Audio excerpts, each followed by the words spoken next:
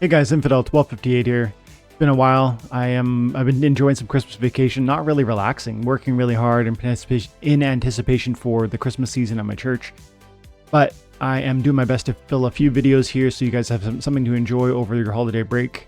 And I will try and move back into regular video content, probably middle, like 28th, 29th, before the new year. After I get a couple of quiet days with the family. But today we're going to do a frequently asked question video, which means we're going to get into the comment section. We're going to check out 3 comments from 3 recent videos, and we're going to do our best to answer them. We do this often, so leave your comments on every video. And if I answer your content or your critique or your comment, I would love to say thank you, so leave your IGN. I haven't looked at these before, so I don't know what they have to say. Oscar, Merry Christmas to you and your family. Stay healthy. Thanks, man. Fighting it. I dropped a post a couple of days ago just saying, everybody, I'm super busy with work, real life work, but thank you, Oscar. Appreciate you. A Moonshot, love it. Hope you are enjoying the season yourself. Yes, man, I am doing my absolute best. A Moonshot, I am trying really hard to just find time for family. Yesterday I was snuggling my girls. Like I am going like a hurricane with like a million things at church, a million things personally, friendships, building, making cookies, Christmas presents, wrapping, on and on and on, as you guys who are family men who, you understand. But having said that, I'm trying to just slow down as often as I can and just take a moment. And so thank you for that. These are not comments that I'll count, but I just quickly want to say hello to these people. And Supreme Victory, happy holidays. Enjoy your time with your family. We will be here when the new year rolls around. Thanks, man. Let's grab 3 comments, like I said. Okay. This looks like a substantive comment. Let's read it.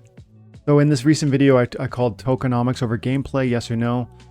There was a comment from somebody. That was another frequently asked questions video. And in that, one of the things we talked about was whether or not it makes sense for for content creators to focus on the tokenomic side of the game, or should we focus on the gameplay side of the game? And which is the path to sort of creating attractiveness to an audience?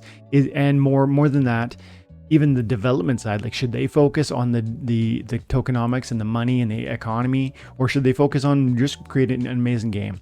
And I think my short answer was that both matter. But absolutely, if you don't, you need to focus on tokenomics. And if you don't, you're missing a real component, a significant component of the game within the game of Splinterlands. But let's see what user has to say here. In difficult times like this, the team could find a way to attract new players, giving some bonus for new players that keep playing all days, because it's difficult to start in any new game. Some kind of prize, I don't know, tournaments for new players with no entry fee, with a full screen warning. This game needs new players. This game needs new player and deliver a new battle interface. We have the same battle interface since game launch. Okay, so there's some critique in here. There's also some maybe constructive feedback. A little bit, let's see how we can respond.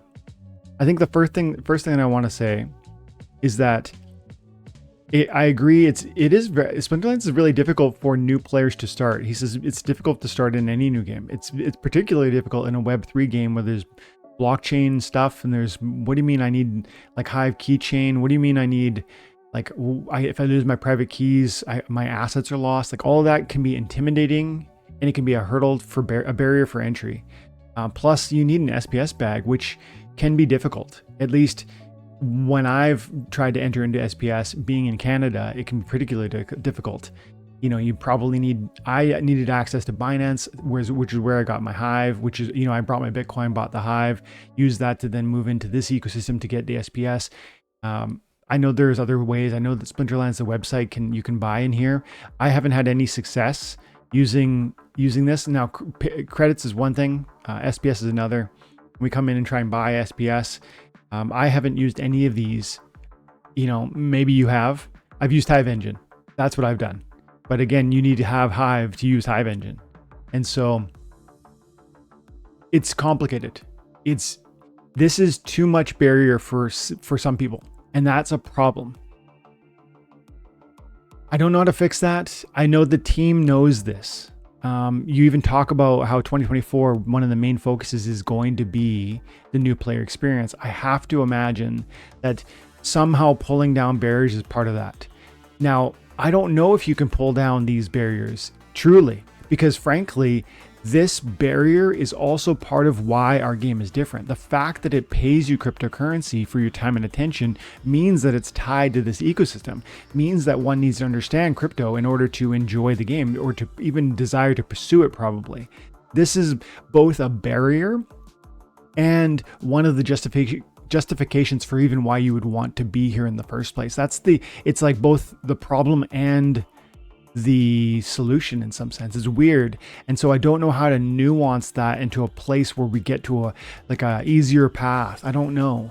You know, there can be different apps, different things that try, like, for instance, they can hold your keys. They can help you. There are websites or there are companies that will hold.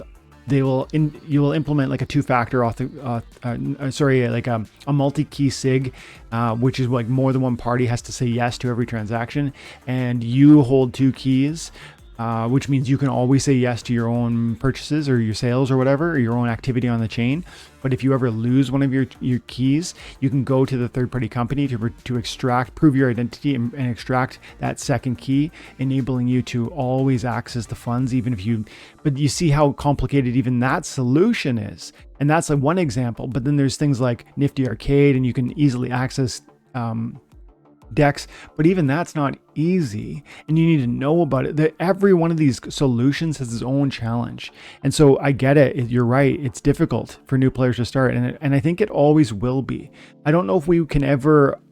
Maybe I'm wrong, and I hope I'm wrong, but I don't know if we can ever erase that full impediment, because this is different. This space is different. This game is different.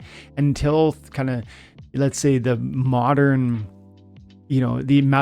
gaming industry just kind of comes to this space, because I think they will one day. That will be a door opening moment where probably there'll be totally different wide-scale mass solutions that everyone can get on board with. You probably have on your phone Google Authenticator.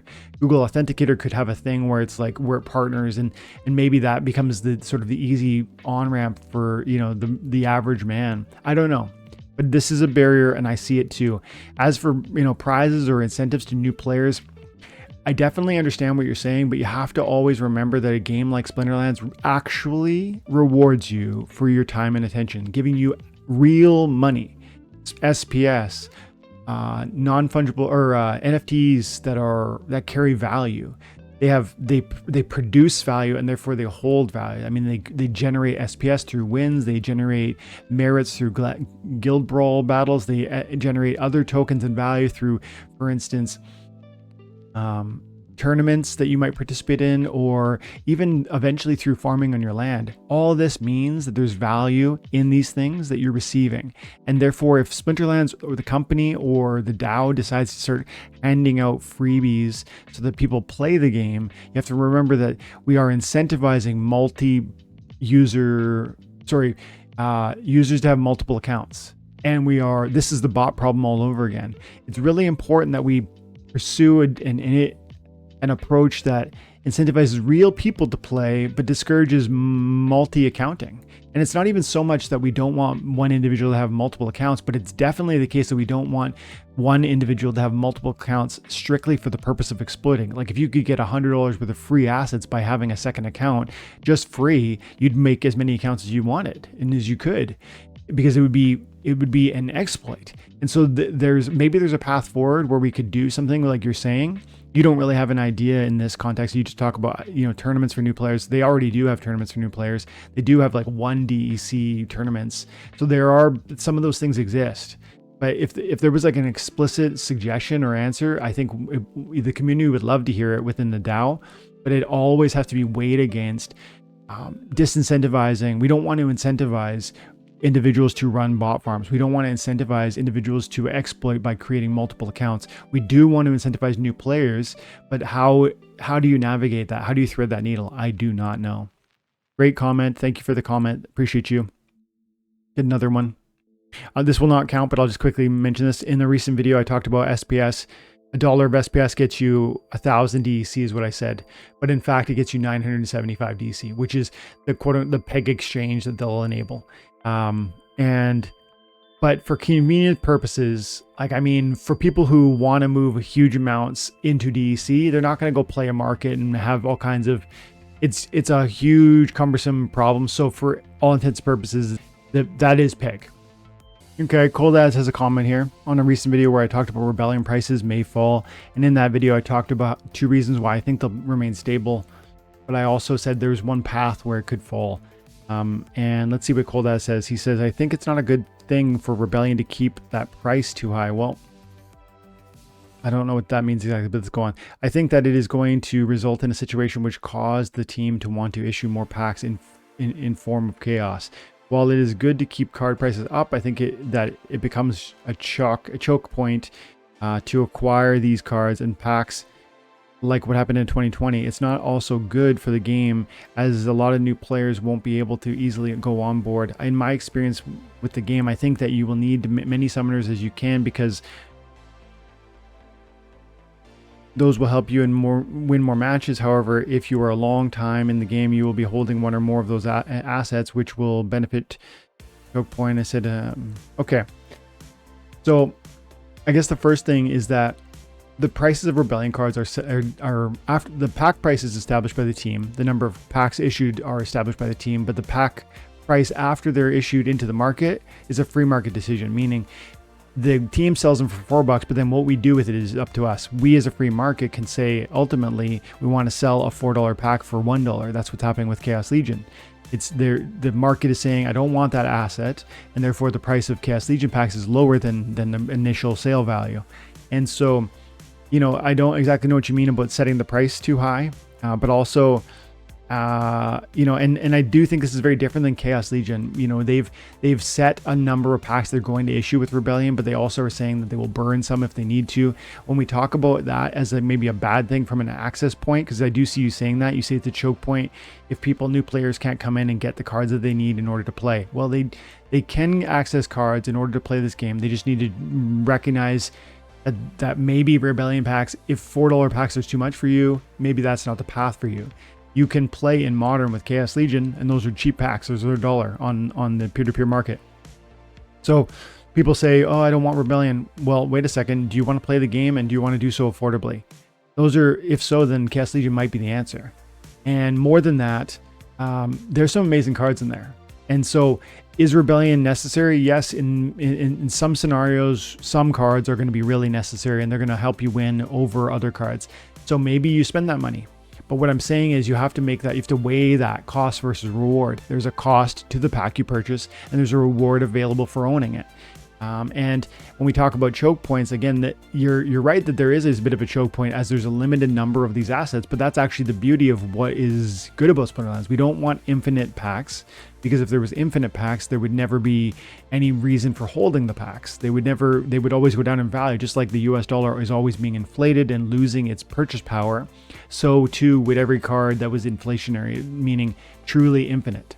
If it's inflationary, as in right now we have 1 million packs sold of Rebellion or whatever it is, but one day we might have 3 million, that's inflationary too, but there's a finite resource to that. Just like Bitcoin, there's only 21 million of it. There's still more being made. So you might say Bitcoin should go down, right? No, it doesn't work that way. You have to weigh the desire versus, you have to weigh the supply versus the demand, and the growth of demand too.